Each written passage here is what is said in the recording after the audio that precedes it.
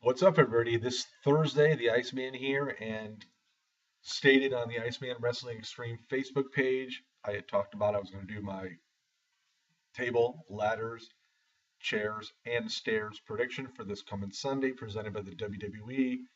Um, uh, Not the greatest cards in the world, but there's a few good matches that should stand out and they should deliver. On the pre-show, we're going to have the New Day, obviously Xavier Woods, Big E, and Kofi Kingston go up against Gold and Stardust in the kickoff match. Like I said, it's on the pre-show. Um, it's the first pay-per-view for the New Day. I don't know if anybody or everybody likes this stable or not. I think, in my eyes, the New Day, if they came and premiered as a heel, I think it'd be a much better stable. But then again, who am I to say it's the WWE? Gold and Stardust have been losing a lot as of late, and I really don't see the New Day losing their first, pay-per-view appearance. So those are my thoughts and opinions on that. We have Luke Harper, the Intercontinental title holder, against Dolph Ziggler, trying to get that title back in a ladder match. Um, it it is interesting to see that Luke Harper, just getting the belt, will he lose it right away? I really don't think that Dolph Ziggler needs to get this belt, but it really wouldn't surprise me if he did regain it. Um, I just think right now, with Ziggler being one of the most popular baby faces in the country, um, but the former Wyatt family member, Luke Harper, probably needs it more than he does. So I don't see Ziggler getting the belt back. It wouldn't surprise me if he won, but I'm going to predict that Luke Harper retains in this one. And the funny part about it is Ziggler can lose, and right now, with the push he's got, it's really not going to hurt him that much because I think moving on, it should be bigger and better things for Dolph Ziggler. So then we have Eric Rowan versus The Big Show in a steel stairs match. Um, Eric Rowan really beginning to gain some traction as a babyface, and I like him. I really like his character as a babyface. Um, the Big Show, I think he needs to be taken down a notch. Just the whiny, crying big baby um, when confronted by the authority, and then he turns just to kiss the authority's ass to knock out John Cena and whatnot, is going to be taken down. I think it would be a very big mistake if Eric Rowan lost to the Big Show. So I'm going to predict that Eric Rowan will win this match, and I think it's going to be a fun match to watch as well. So now, I've gotten sort of like mixed sort of reviews here on as far as the tag team title goes.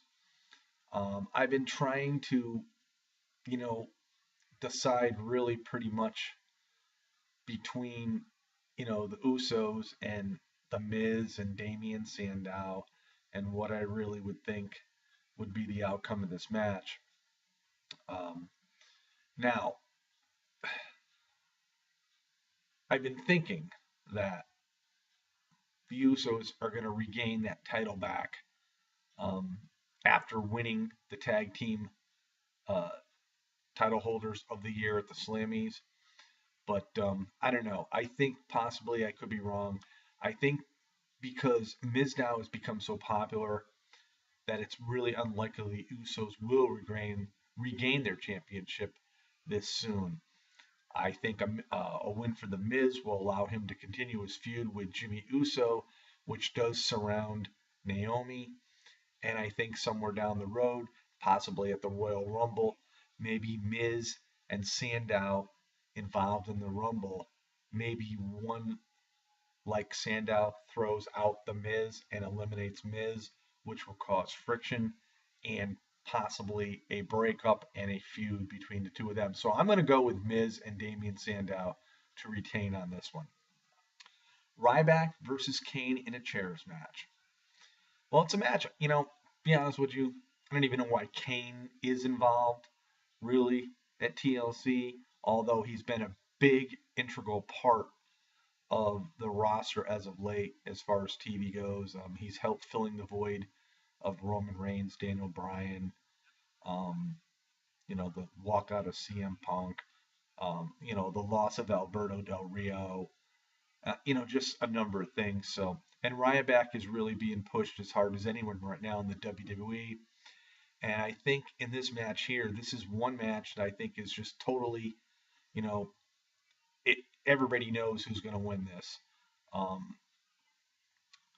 Kane may have probably the worst winning percentage really of anybody on the roster this year, but WWE started to push Ryback again, and for him to lose to Kane at this point wouldn't make much sense. So look for Ryback to defeat Kane, and I'm really pleased with that. So I have no issues with that at all. Now we have Nikki Bella versus AJ Lee for the Divas Championship match. Nikki, obviously, the Divas Champion. There's a lot of rumors AJ Lee's on her way out from the WWE. And a lot of people are saying it's because of CM Punk's podcast and whatnot. AJ has been in good standing with the company, but I do see possibly AJ leaving to spend more time with CM Punk, who's now joining UFC. So I really do think that Nikki Bella is going to retain. I think for Nikki to get the belt and then lose it to AJ, who's had it like on 4 occasions so far, really wouldn't make any sense.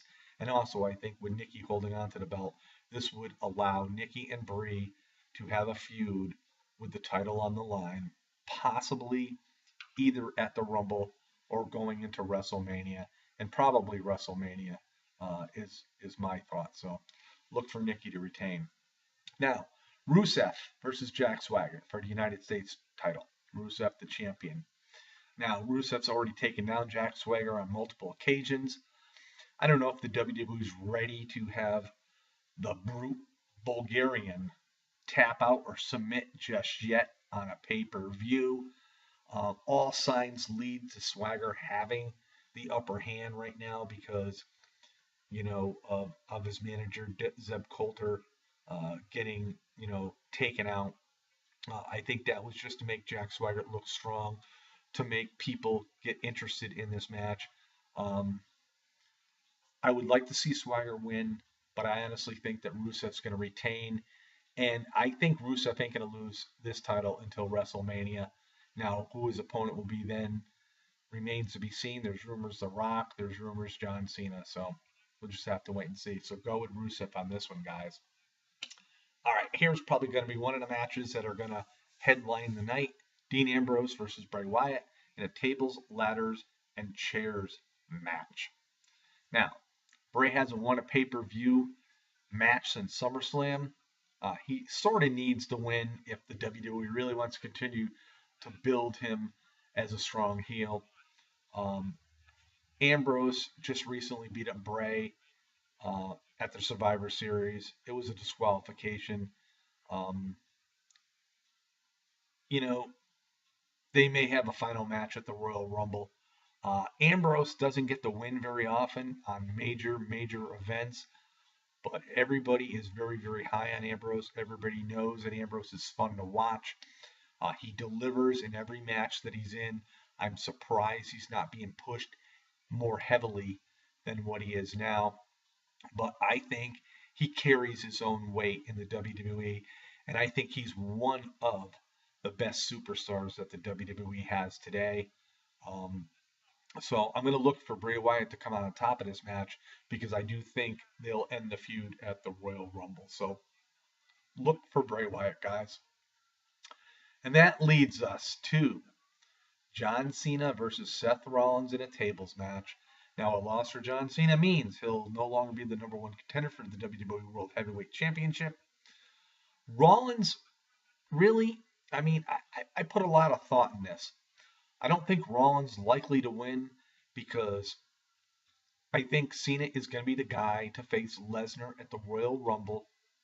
Um, I really do believe that Randy Orton's going to return at TLC and cost Seth Rollins the match, which will start their feud. And I really do think that right now, um, Rollins can't really go up against Brock Lesnar. Um, I just think it's all politics with the WWE that because if Rollins did win this match, and the chances are he should be the number one contender to Brock Lesnar, but they could come in and put some other swerves in there and whatnot.